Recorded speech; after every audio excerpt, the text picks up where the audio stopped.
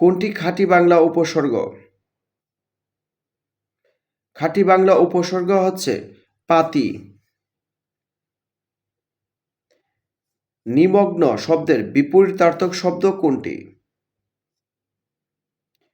নিমগ্ন শব্দের বিপরীতার্থক শব্দ হচ্ছে উদাসীন। মুক্তিযুদ্ধ ভিত্তিক উপন্যাস প্রিয় যোদ্ধা প্রিয়তমা এর রচয়িতা কে? হারুন হাবিব।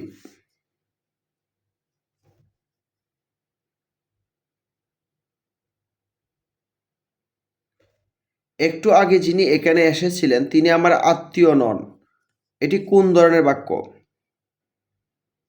এটি একটি জটিল বাক্য। কোনটি শুদ্ধ বানান? চারটির মধ্যে শুদ্ধ বানান হচ্ছে প্রণিপাত।